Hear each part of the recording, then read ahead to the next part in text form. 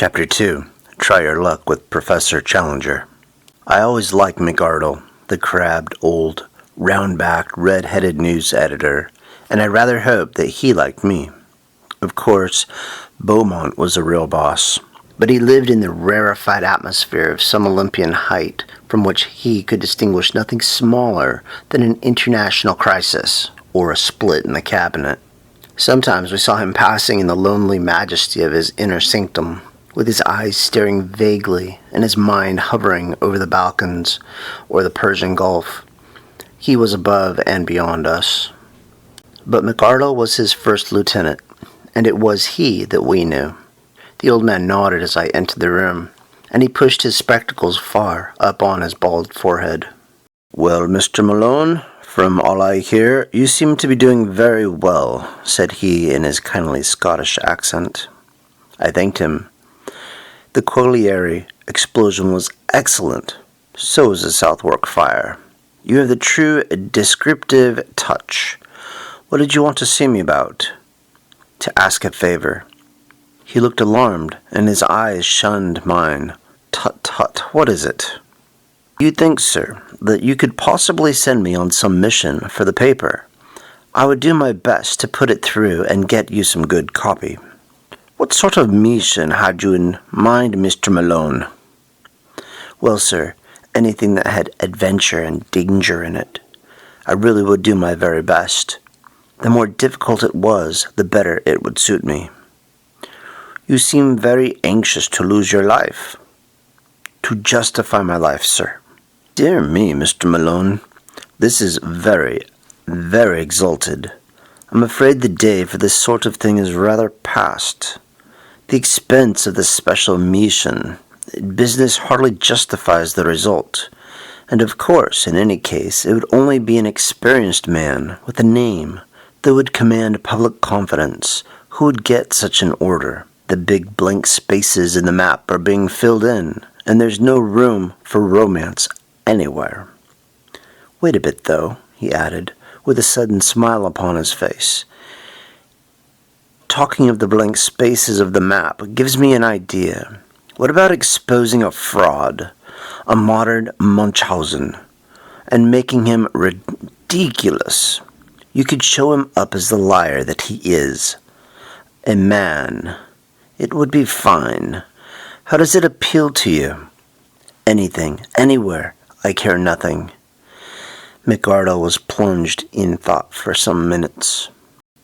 I wonder whether you could get on friendly, or at least on talking terms with the fellow, he said at last.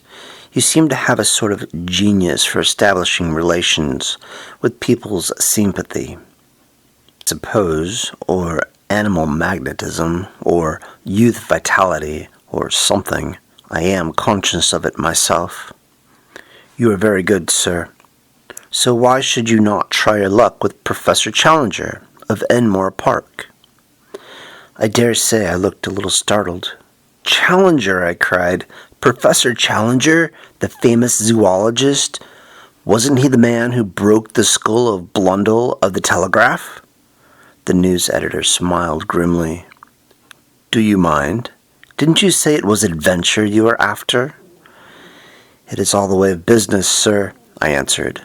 Exactly. I don't suppose he can always be so violent as that.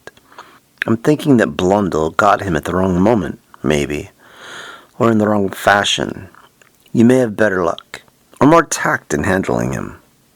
There's something in your line there, I am sure, and the Gazette should work it. I really know nothing about him, said I.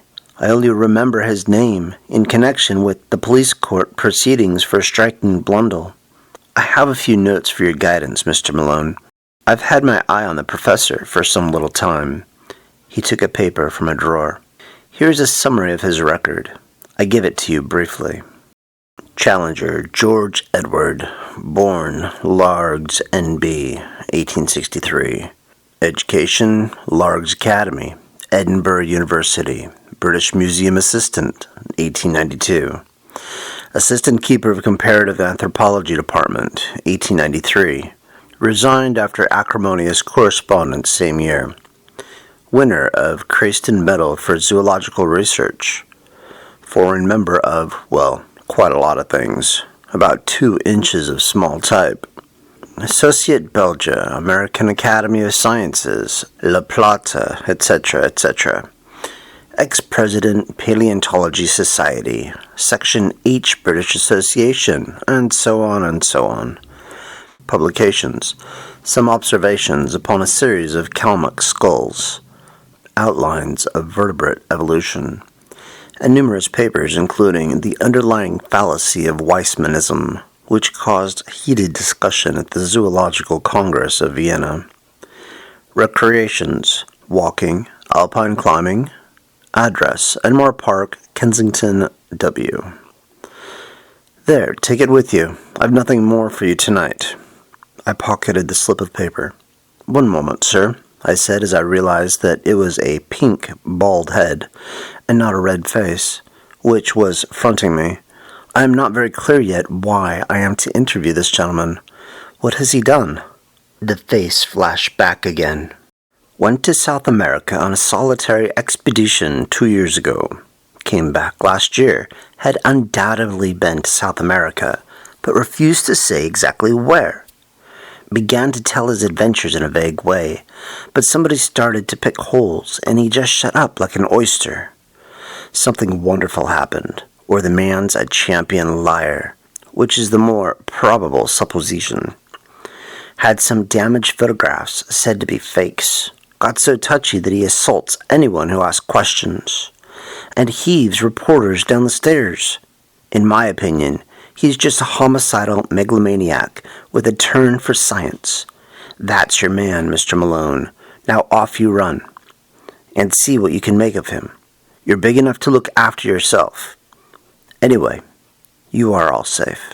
Employers' Liability Act, you know. A grinning red face turned once more into a pink oval, fringed with gingery fluff. The interview was at an end. I walked across to the Savage Club, but instead of turning into it, I leaned upon the railings of Adelphi Terrace and gazed thoughtfully for a long time at the brown, oily river. I can always think most sanely and clearly in the open air. I took out the list of Professor Challenger's exploits, and I read it over under the electric lamp. Then I had what I can only regard as an inspiration. As a pressman, I felt sure from what I had been told that I could never hope to get in touch with this cantankerous professor. But these recriminations, twice mentioned in his skeleton biography, could only mean that he was a fanatic in science. Was there not an exposed margin there upon which he might be accessible? I would try. I entered the club. It was just after 11, and the big room was fairly full, though the rush had not yet set in. I noticed a tall, thin, angular man seated in an armchair by the fire. He turned as I drew my chair up to him. It was the man of all others whom I should have chosen, Tarp Henry, of the Staff of Nature, a thin, dry, leathery creature who was full to those who knew him of kindly humanity. I plunged instantly into my subject. What do you know of Professor Challenger? Challenger? He gathered his brows in scientific disapproval. Challenger was the man who came with some cock-and-bull story from South America. What story? Oh, it was rank nonsense about some queer animals he had discovered. I believe he has retracted since. Anyway, he has suppressed it all. He gave an interview to Reuters, and there was such a howl that he saw it wouldn't do. It was a discreditable business. There were 1 or 2 folk who were inclined to take him seriously, but he soon choked them off. How?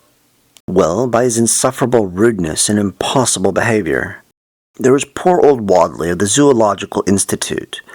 Wadley sent a message. The president of the Zoological Institute presents his compliments to Professor Challenger, and would take it as a personal favor if he would do them the honor to come to their next meeting. The answer was unprintable. You don't say. Well, a bowdlerized version of it would run, Professor Challenger presents his compliments to the president of the Zoological Institute, and would take it as a personal favor if he would go to the devil. Good Lord!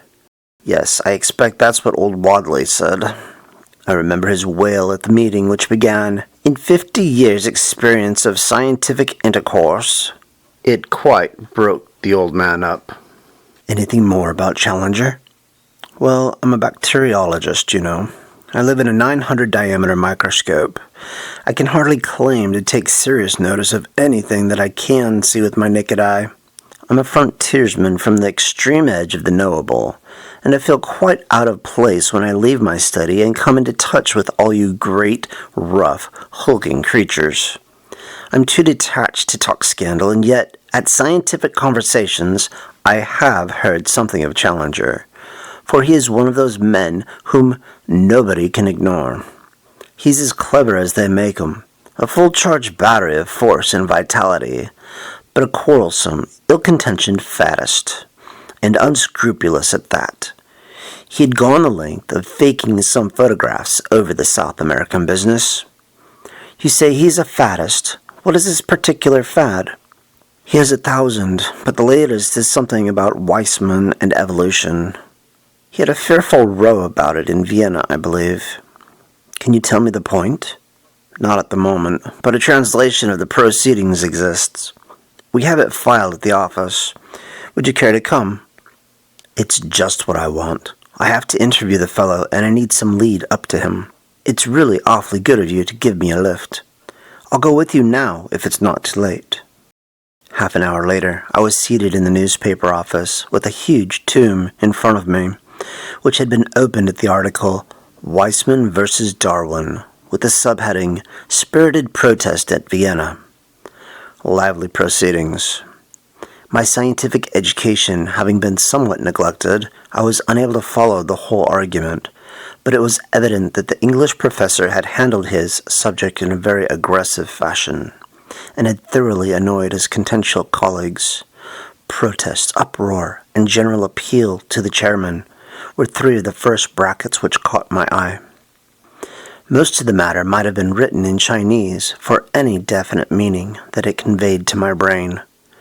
I wish you could translate it into English for me, I said pathetically to my helpmate. Well, it is a translation. Then I'd better try my luck with the original. It is certainly rather deep for a layman. If I could only get a single good meaty sentence which seemed to convey some sort of definite human idea, it would serve my turn. Oh yes, this one will do. I seem in a vague way almost to understand it. I'll copy it out. This shall be my link with the terrible professor. Nothing else I can do? Well, yes, I propose to write him. If I could frame the letter here and use your address, it would give atmosphere. We'll have the fellow round here making a row and breaking the furniture. No, you'll see the letter. Nothing contentious, I assure you. Well, that's my chair and desk. You'll find paper there. I'd like to censor it before it goes. It took some doing, but I flatter myself that it wasn't such a bad job when it was finished. I read it aloud, too, the critical bacteriologist, with some pride in my handiwork. Dear Professor Challenger, it said, as a humble student of nature, I have always taken the most profound interest in your speculations as to the differences between Darwin and Weissman. I've recently had occasion to refresh my memory by rereading, You infernal liar, murmured Tarp Henry, by rereading your masterly address at Vienna. That lucid and admirable statement seems to be the last word in the matter. There is one sentence in it, however, namely, I protest strongly against the insufferable and entirely dogmatic assertion that each separate id is a microcosm possessed of an historical architecture, elaborated slowly through the series of generations. Have you no desire, in view of latter research, to modify this statement? Do you not think that this is over-accentuated? With your permission, I would ask the favor of an interview, as I feel strongly upon the subject, and have certain suggestions which I could only elaborate in a personal conversation. With your consent, I trust to have the honor of calling at 11 o'clock the day after tomorrow, Wednesday morning. I remain, sir, with assurance of profound respect, yours very truly, Edward D. Malone. How's that? I asked triumphantly. Well, if your conscience can stand it, it has never failed me yet. But what do you mean to do? To get there, once I'm in his room, I may see some opening. I may even go the length of an open confession. If he is a sportsman, he will be tickled. Tickled indeed. He's much more likely to do the tickling. Chainmail or an American football suit, that's what you'll want. Well, goodbye. I'll have the answer for you here on Wednesday morning, if he ever designs to answer you.